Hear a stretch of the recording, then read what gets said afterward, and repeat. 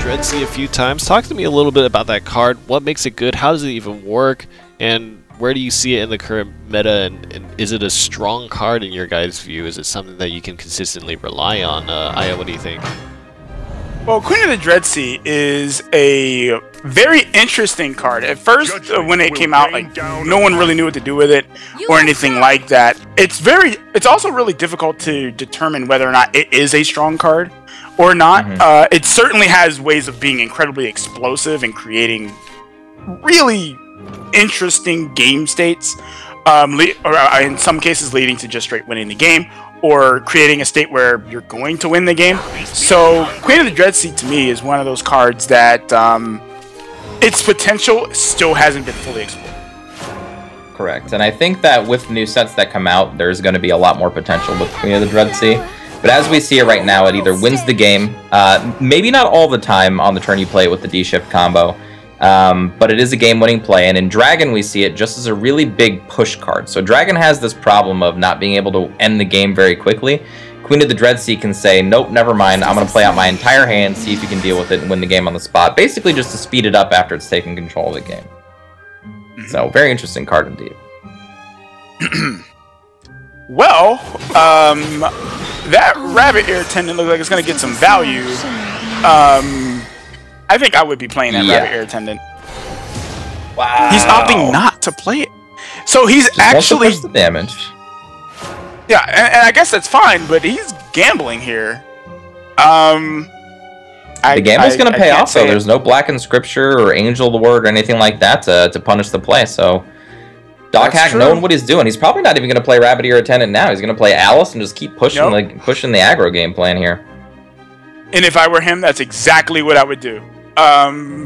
His dice rolls are working out, and this is, oh man, Beast Call Aria on the draw, dude. This is exactly what I talk about that card. I hate that card on the draw. I've actually been dropping it from my lists just because I hate it on the draw. Okay. It can definitely feel really bad. And we see in Dockhack's hand, he has like infinite value. Might not look at it from all the unassuming cards that he's got, but he's got a Council of Card Knights, which is going to fill up the board next turn, followed by quite possibly a double Rabbit Ear Attendant to fill his hand all the way back to the brim after dealing all of this early aggressive damage. So in a very good spot right now, Dockhack's in. Yeah, unfortunately, Care Package's hand is just jammed full of stuff. Yeah, doesn't have a Priest of the Cudgel to double clear here. Has a Minyu, which isn't really going to get a lot of value here. It's going to be able to kill the 3/4, but Council of Card Knights can be able to take that out pretty easily with the 1/3 that gets Storm. I would be hitting him in the face. I would not even pay attention to that Minyu. No, interesting. I would not be paying attention to that Minyu. Oh, he is trading it though. I would have just gone face. Only reason I see that for is maybe just to have a ward to protect the newly evolved Goblin here. Or that, or the Bane. But the Bane isn't really going to get a lot of value here. The reason I would have just gone face is I just feel like the more damage you're presenting against Haven on turns that are before Themis Decree and etc., the better. And it's like, to me, it's like, so what if he trades into the ward? I did my 1 extra damage.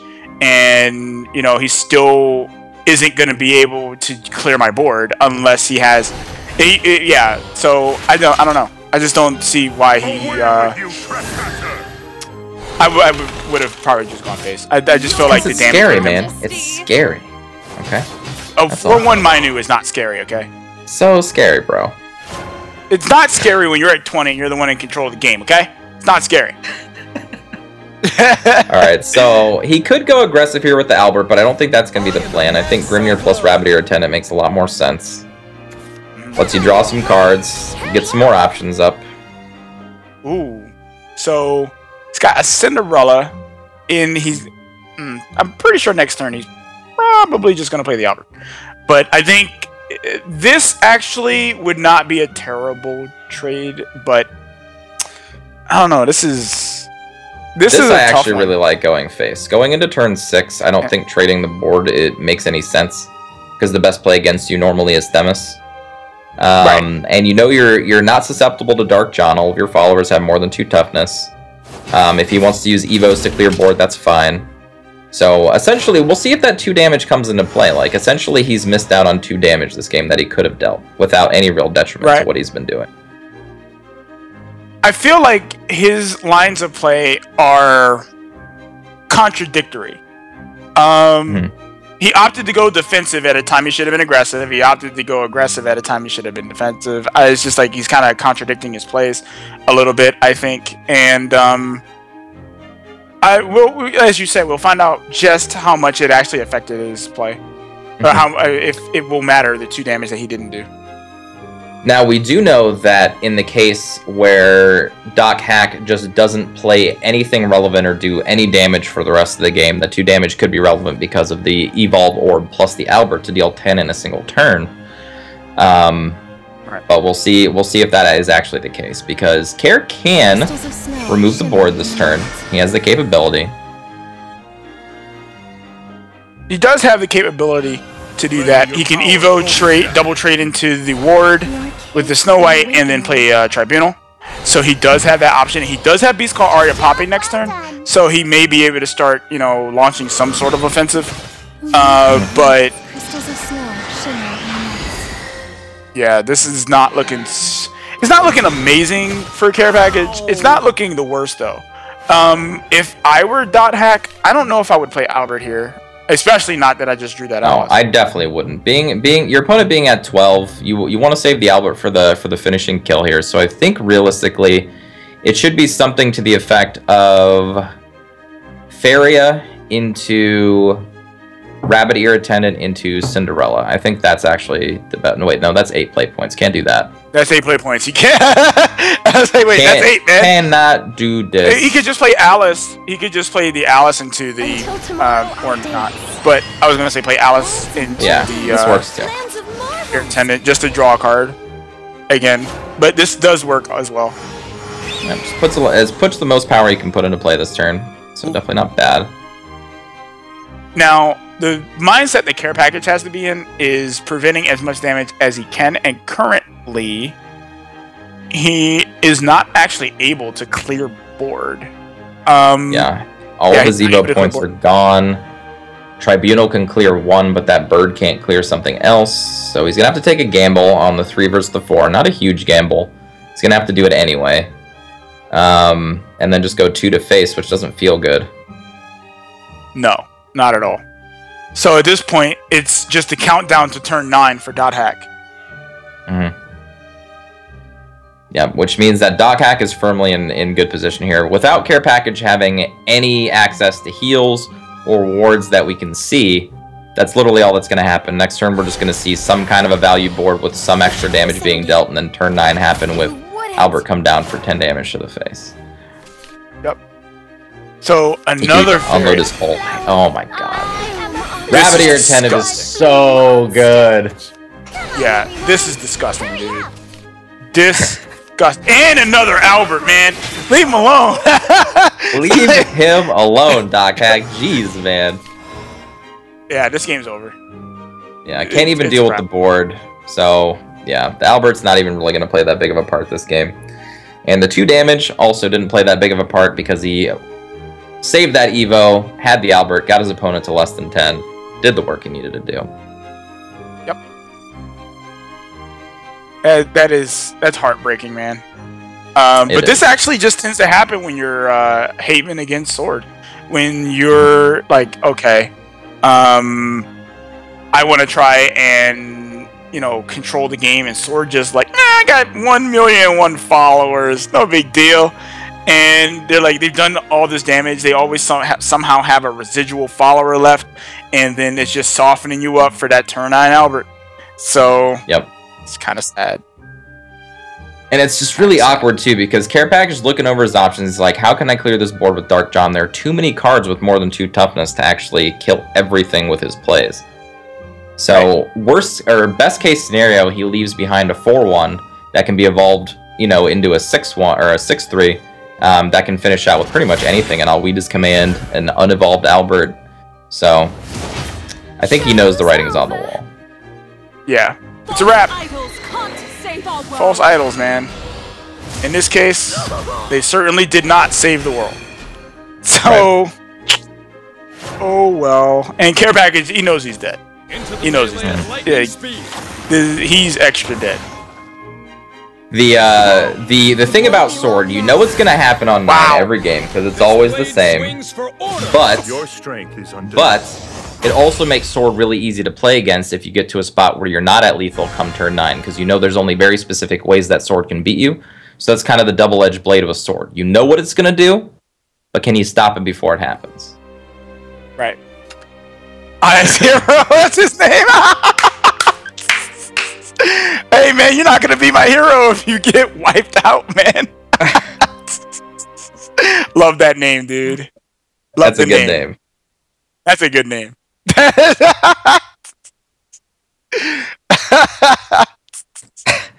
Come on. It should have been like Aya's champion. Aya's hero sounds like he wants some affection from you. That's some. Well, hey. I won't touch that one. Alright, so now we've got Blood vs. Dragon. Yeah.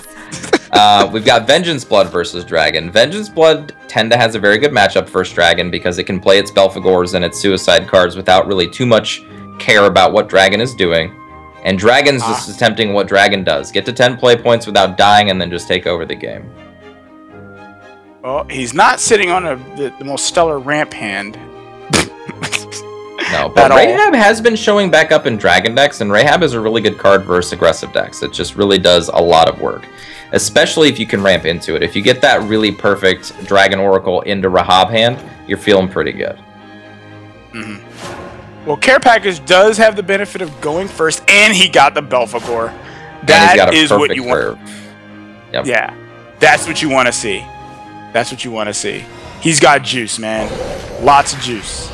The other benefit that Vengeance Blood used to be really favorable against Dragon, I think it's more so now because it has access to cards like Emeralda.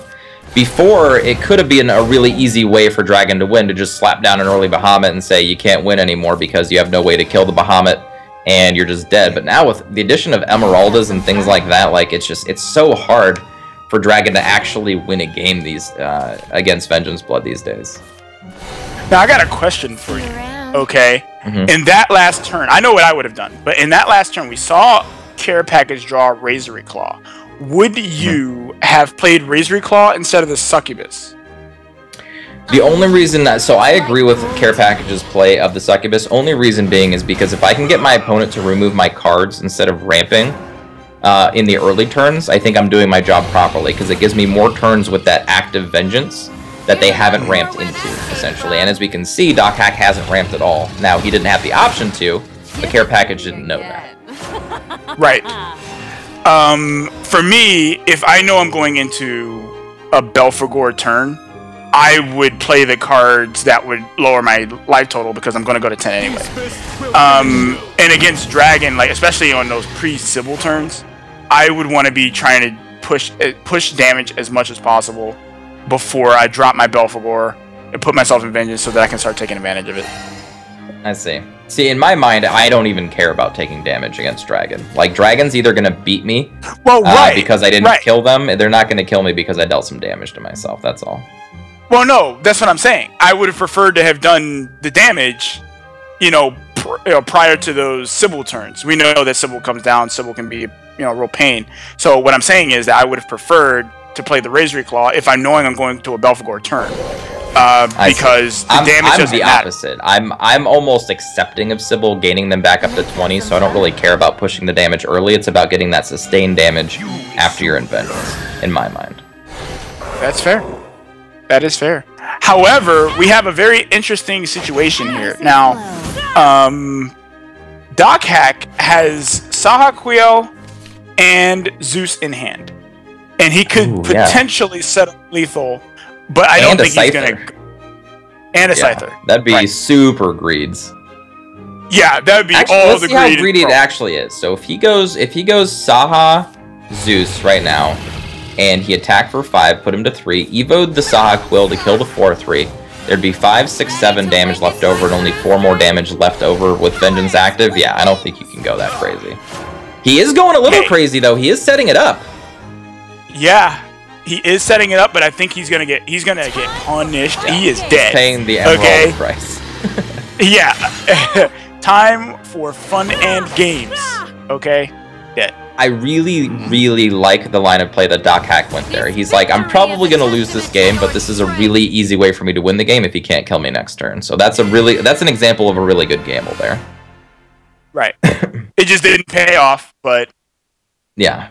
But I think Dockhack just conceded the point. He's like, this is probably a losing matchup. This is my only way to win. Let's take it. I can't get on his IS0 thing, man. You'll be my hero if you win with that Haven deck, man. Come on, man. Alright, so... Now we get to see Haven versus Dragon. The age-old matchup. Now, Care Package's deck is a little bit more well-equipped to deal with Dragon because he's got the early tempo cards in the Divine Bird Songs and the Beast Call Arias and stuff like that, with even Dark Johns to push damage. And also having Aegis, which is also really good against Dragon because Dragon can't deal with it either. So, very interested to see in this matchup. And Minus, which are really good against Dragon because they can't burn him early. Yeah. Yep. But he did get early ramp, but he won't be able to deal with the Minus. So, this is a very interesting... I think you mulligan here. I think you mulligan the Priest and... I guess you can keep the Black Inscription, but I think you mulligan the Priest. I would mull the Scripture too. Oh, that's much better. I want to be as aggressive as possible against Dragon, especially if you built your deck to be a little bit more aggressive as well. Right. Because if you're keeping the Scripture, like, Scripture makes sense if you think that you really want to get rid of your opponent's Ayala, but you're doing that on turn 3 when you could be making an aggressive drop, and I don't like the mindset of that. Agreed. Like, you definitely don't want to be the defensive player when you're Care Package in the early game here. Nope. But he's got a nice... I think he's got a nice aggressive hand here. The Beast Call Aria is definitely what you want to be seeing against Dragon. And you can even save Beast Call Arias against Dragon for the later turns too, because it's a really good option to play when you think your opponent's about to play Bahamut's, because it could dissuade your opponent from actually popping the amulets to give you more aggression on your turn. So all around, Beast Call Aria is like great from turn 2 to turn 50 against Dragon. You know what I mean? It's just always a good play. I actually really like this play from Care Package for playing the Beast Call Aria and going for the Minu. This is a much more aggressive line of play. This will allow him to start doing damage as early as next turn. Not to mention, he does have the Black Inscripture if he wants to use that to protect the Minu. So, and I think he wants to keep his Minu in. Yeah, he wants to keep his Minu in play as long as he can. And he could even set up the next few turns to where he Black Inscriptures this Scyther Ghost Face, and then he can... Wow! What was that? That play I cannot get behind. What was that? But, speaking to what he could have done, he could have Black Inscriptured and then set up a turn to where he could have evolved Minu on this turn and then protected it with double Heavenly Hound. That would have been such an insane play. That's just now not an option. No. Why would you trade it to the Scyther? Like, why? Yeah, I honestly, I don't understand the play. But Care Package is saying, you know what, I don't really care, I'm playing Aegis, I just want to get to the late game now. So, forgoing the aggro plan. I'm so sad. We won't harp on him. It's alright, Care Package. We'll talk to you in private later about that play. We'll have a conversation with you, man. But it's not all bad. Again, he's playing Aegis. He doesn't need to have an aggressive win. He can still get out his Aegis and win the normal way. So, we'll see how the next couple turns... Aegis tends to be pretty good against Dragon, if you manage to land it. But, I'm so sad. We might actually see Dockhack get a little aggressive here. Play the Zeus, go face. Play the Zeus, go face. Like, on repeat, essentially, and just get a bunch of damage in here, which I really like. It's a nice song you got there. Yeah, that's right. Yeah. Oh, okay. He's not... Decides not to go aggressive, okay. Oh, I don't know. Like, I think from like turn 7 to 8, you know, you had a lot of damage you could have done, and you got 10. You got Genesis Dragon. Like, why not play to that, I guess? Yeah, I kind of like the aggression there. Like, you Saha Quill. You can even evolve one of the Saha Quilled Zeuses to essentially get in for 12 damage before you hit turn 10. And then you're sitting on a Genesis Dragon and a Zeus still to finish the game out. Like, that's exactly what you want to be doing on the play against an Aegis deck, to finish them out before the Aegis becomes a huge problem. But he elects not to do that, so we'll see if he can win the super late game. Because it looks like both players just don't care about this early game. They don't care about being aggressive. They don't care about taking advantages in the early game. They just both think that if they get to the late game, they can win. So they're both playing the same game plan against each other at the moment. That is so weird to me. Like, it's not something you'll see a lot of, but yeah. I mean, it's a tournament. They both don't want to take any chances. They feel like maybe going aggressive is a little dicey. That's fair. Yeah. Just playing scared, you know. But I honestly just don't think you can play scared against Dragon. Like, I think you just gotta be like, you know what, man? I'm throwing caution to the wind. I'm hitting you in the face as much as I can, and that's it. Well, I feel kind of the same way about Dragon versus Aegis. You can't really play scared either because you don't have that many turns, right? As soon as Aegis hits the field, you're on a very limited clock. You're on a 2-turn clock, as a matter of fact. So now, there isn't too much of a difference between evoing this bird and not evoing this bird. I wouldn't even consider it. Yeah. Like, Care Package's turn is...